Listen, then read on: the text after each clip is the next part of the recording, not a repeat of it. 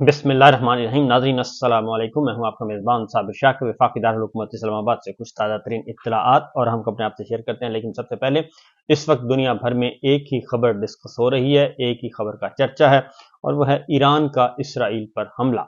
और ये किस शिद्दत का था, कितनी हिद्दत उसके और इसके कितना नुकसान हुआ, आफ्टर शॉक्स क्या महसूस किए जा रहे हैं, इस पे अभी तक पूरी का पूरा आलमी ज़राया अबलाग, सोशल मीडिया, डिजिटल मीडिया इस एक खबर को डिस्कस कर रहा है। लेकिन पाकिस्तान कहाँ खड़ा है, पाकिस्तान की लीडरशिप कहाँ खड़ी है इस सारे तनाज़े में, और पाकिस्तान का क्या रोल रहा है और क्या होगा? क्या पाकिस्तान का लीडिंग रोल है इसमें? कोई पाकिस्तान की भी कोई हाल हवाल पूछ रहा है या फिर नहीं? क्योंकि पाकिस्तान में इस वक्त आपको मालूम है कि हम अपने ही दाखिली इंतशार में बहुत बुरे तरीके से फंसे हुए हैं और बहम दस्तो गिरेबां हैं। और उसकी वजह सिर्फ और सिर्फ एक ही है कि हमने पाकिस्तान के अवाम का एहतराम नहीं किया, अवामी मैंडेट का एहतराम नहीं किया और एक जाली निज़ाम हुकूमत मुसल्लत किया हुआ है। बहरहाल उस तरफ आते हैं, लेकिन सबसे पहले पाकिस्तान में जी सोशल मीडिया आपको मालूम है कि बैन है, मुकम्मल तौर पर बैन है और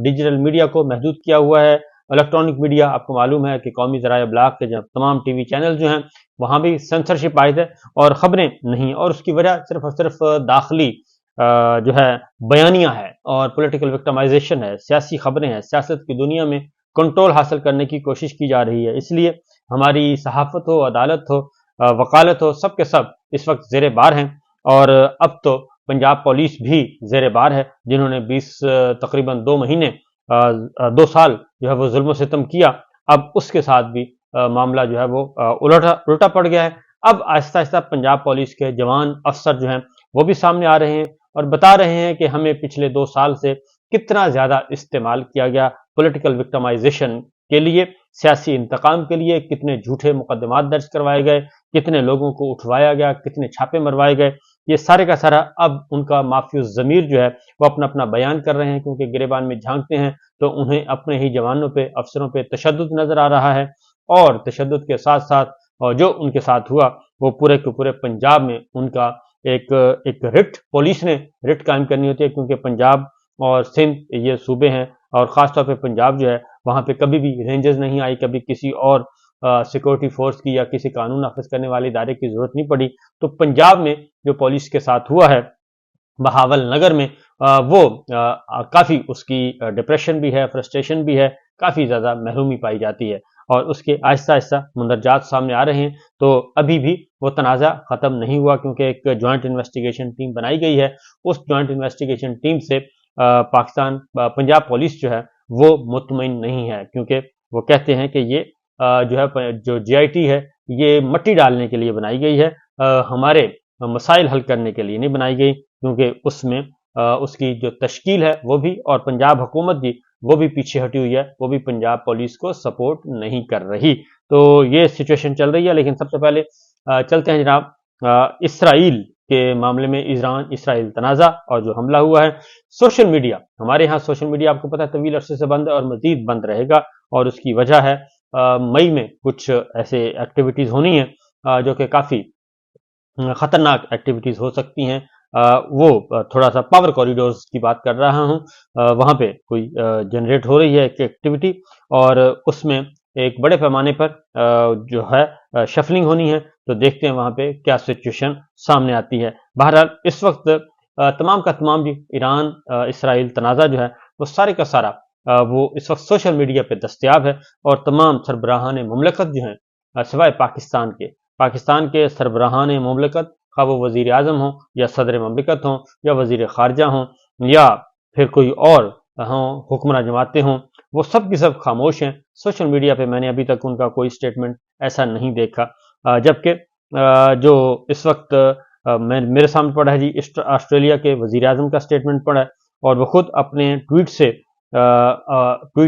से अपने समाजी राब्ते की वेबसाइट है वहाँ पे वो उन्होंने अपना स्टेटमेंट इशू किया है कि उनका पॉइंट ऑफ व्यू क्या है। जाहिर है वो खड़े हैं इसराइल के साथ, खड़े हैं अमेरिका के साथ है, ऑस्ट्रेलिया अमेरिका के साथ जाएगा, अमेरिका इसराइल के साथ जाएगा, लेकिन किस हद तक जाएगा ये है असल सवाल। उसके बाद हम आगे बढ़ते हैं तो जी बरतानवी वजीर आज़म का वीडियो स्टेटमेंट है, उन्होंने अपने अकाउंट से किया है, ट्वीट किया है اور انہوں نے بھی یہی بتایا ہے، اور ایران پہ رات جو اسرائیل پہ جو حملہ ہوا ہے اس کا بتایا ہے، اور اس کے بعد پھر اپنی فورس کو، ایئر فورس کو ٹریبیوٹ پیش کیا ہے، اور انہوں نے کہا جی کہ ہم نے سولینس کو بچایا ہے، اور ہماری رائل ایئر فورس نے بہت اچھا کام کیا اتحادیوں کے ساتھ مل کے، اور اتحادیوں کو انہوں نے بچایا ہے۔ تو لہٰذا کیونکہ امریکہ اور برطانیہ نے اور اردن جو ہے وہ ایران کی طرف سے جو میزائل داغے گئے تھے وہ ان کو ضائع کرنے کی، ان کو ناکارہ کرنے کی جو ہے ان کی ایئر فورس نے باقاعدہ طور پہ حصہ لیا تھا، اور کتنے پہنچے یہ بھی آگے اب مزید تفصیلات بھی آپ کو بتا دیتا ہوں۔ اس کے ساتھ ساتھ جی اور بھی پریزیڈنٹ بائیڈن کا اپنا سٹیٹمنٹ پڑا ہے، وہ بھی سارے کے سارا ایران کی طرف سے انہوں نے ویڈیوز جاری کر دی ہیں، ایران نے میزائل حملوں کی باقاعدہ طور پہ ویڈیوز جاری کر دی گئی ہیں، اور انہوں نے بتایا کہ ہمارا کتنا نقصان ہوا، اور اسرائیل نے اپنے دفاعی جو سسٹم ہے اس پہ کتنا خرچ کرتے ہیں، اور ہم کتنا خرچ کرتے ہیں، اور ہمارے چند پیسوں سے جو ہے 110 بیلسٹک میزائل جو ہیں انہوں نے کہا جی کہ 30 سے 50 ملین ڈالر کے تھے وہ ہم نے داغے ہیں، اور اس طریقے سے کروز میزائل ہم نے داغے ہیں وہ ہے 4 سے 7 ملین ڈالر کے تھے۔ اسی طریقے سے پریزیڈنٹ بائیڈن کا اپنا سٹیٹمنٹ پڑا ہے، انہوں نے اس کی مذمت کی ہے، اور مذمت کرنے کے بعد انہوں نے بتایا کہ ان کے بدستور ان کی میٹنگز چل رہی ہیں، اور سیکورٹی کونسل کا اجلاس آج بلا لیا گیا ہے۔ اس ساری صورتحال پہ سیکورٹی کونسل کا اجلاس بلایا ہے، اور اس میں اقوام متحدہ میں سلامتی کونسل میں اس پہ بات چیت کی جائے گی۔ لیکن روس اور چائنا وہ بڑے ہی دو ٹوک انداز میں بتا چکے ہیں کہ اگر ایران پہ واپس حملہ ہوا اور اس کا جواب دیا گیا تو پھر ایران کے دفاع کے لیے اور ایران کے ساتھ روس اور چائنا جو ہیں وہ مکمل طور پہ نظر آئیں گے ایران کے ساتھ، اور ایران کا دفاع کریں گے۔ یہ انہوں نے علل اعلان جو ہے وہ اپنا سٹیٹمنٹ جاری کر دیا ہے روس اور چائنا کی طرف سے۔ لہٰذا اس بات کا امکان موجود ہے کہ شاید واپس جو ہے اسرائیل حملے نہ کرے، ایران پہ براہ راست کوئی حملہ نہ کرے، کیونکہ یہ جواب تھا جو دمشق میں ایران کے سفارت خانے کو پہ حملہ کیا تھا، اسرائیل نے تباہ کر دیا تھا، اور اس میں ہلاکتیں بھی ہوئی تھیں جہاں بحق ہوئے تھے ایران کے جو ہے فوجی حکام، تو اس کا یہ جواب دیا تھا۔ لہٰذا اس کے ساتھ ساتھ پیوٹن نے جی رشین پریزیڈنٹ نے انہوں نے بھی اپنا سٹیٹمنٹ خود جو ہے وہ ایشو کیا ہے، اپنے ٹویٹ اکاؤنٹ سے کیا ہے، اور انہوں نے وہ سارے کے سارے جو میزائل داغے گئے ان کی فوٹیج، ان کی ویڈیوز، اور یہ سارے کا سارا، اور پھر تل اویو میں جو کچھ وہاں پہ دیکھا گیا اور جس طریقے سے اس کی بھی فوٹیج جو ہے باقاعدہ فوٹو ویڈیوز فوٹیج وہ ساری کی ساری جاری کی ہے، اور انہوں نے کہا کہ اگر امریکہ نے ایران پر براہ راست حملہ کیا تو رشیا اور چائنا جو ہے وہ will declare support for Iran, وہ اس کے مکمل طور پہ اس کے آ جائیں گے جی۔ یہ پیوٹن نے اپنے ٹویٹ اکاؤنٹ سے، ذاتی اکاؤنٹ سے انہوں نے یہ ایک میسج کیا ہے تاکہ یہ سوشل میڈیا سفارتکاری چل رہی ہے، اور براہ راست تمام سربراہان مملکت اور جو ہیں اپنے اپنے ملکوں کے وہ میدان میں آئے ہوئے ہیں، اور وہ براہ راست میسج دے رہے ہیں۔ اب کسی فوجی حکام کی ضرورت نہیں ہے، کسی ترجمان کی ضرورت نہیں ہے، کسی دفتر خارجہ کی ضرورت نہیں ہے، یہ میں نے تمام کے تمام حکام جو ہیں، ہیڈ آف اسٹیٹس جو ہیں وہ میسج کنوے کر رہے ہیں۔ اسرائیلی ڈیفنس منسٹر کا بھی آ چکا تھا۔ اب آتے ہیں جناب آپ کو سادہ زبان میں آپ کو بتا دوں کہ اب تک جناب ہوا کیا ہے، کتنا نقصان ہوا ہے، یہ میں آپ کے ساتھ شیئر کر لیتا ہوں کچھ چیزیں، کیونکہ اب اس کی ڈیٹیلز آنا شروع ہو گئی ہیں۔ اور ایران نے 185 ڈرون داغے ہیں جی، 110 میزائل داغے ہیں، 36 کروز میزائل داغے ہیں۔ یہ اسرائیلی حکام نے اس بات کو کنفرم کر دیا ہے کہ کافی ہیوی، ہولناک، خوفناک، خطرناک یہ حملہ تھا، ایران کی طرف سے بھرپور تھا۔ گو کہ اس میں کہا جاتا ہے کہ انہوں نے جو وار ہیڈز ہیں وہ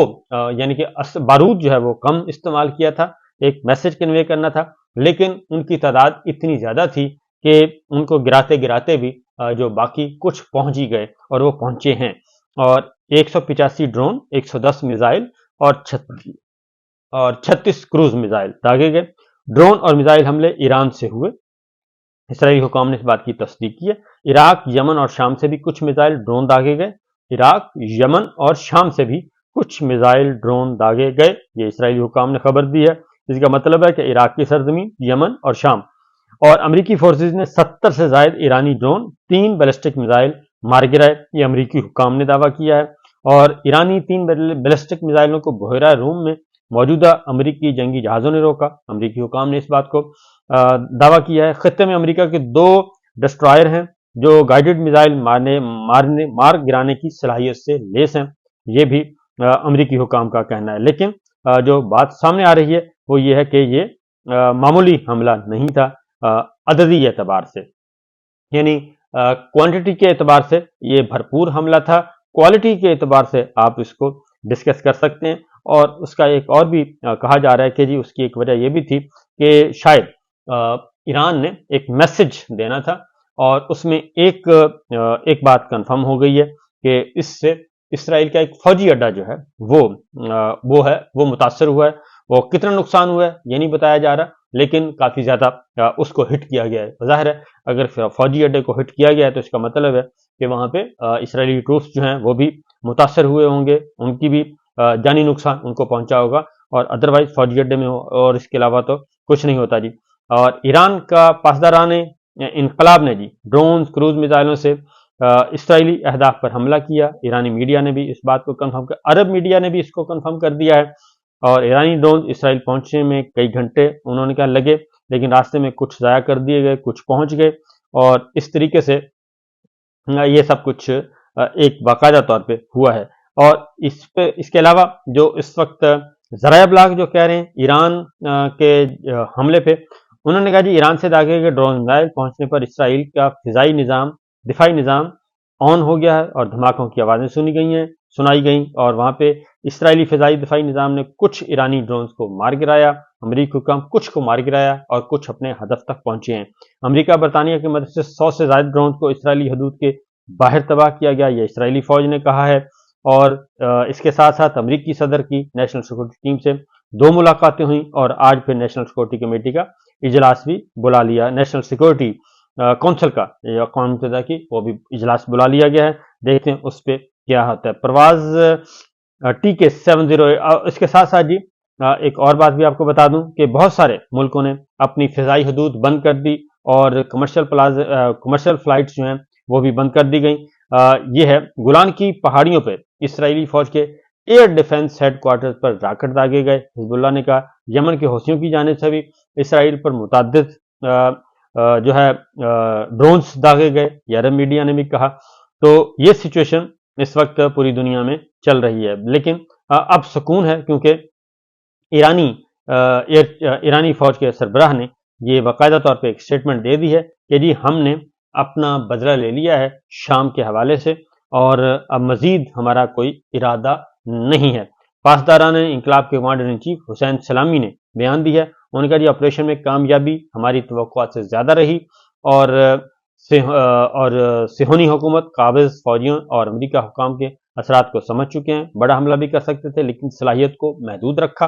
اور کمانڈر ان چیف پاسداران انقلاب کہہ رہے ہیں امریکہ اور فرانس نے عراق، شام، اردن میں اسرائیل کو فضائی تحفظ فراہم کیا، اور ڈرونز، بیلسٹک میزائل اسرائیلی دفاعی صلاحیتوں کو عبور کرنے میں کامیاب رہے، یعنی ان کا جو نظام تھا وہ اس کو ہم نے دفاعی نظام کو ڈیمیج کیا ہے۔ افغانستان کی طرف سے واضح طور پر افغان حکومت نے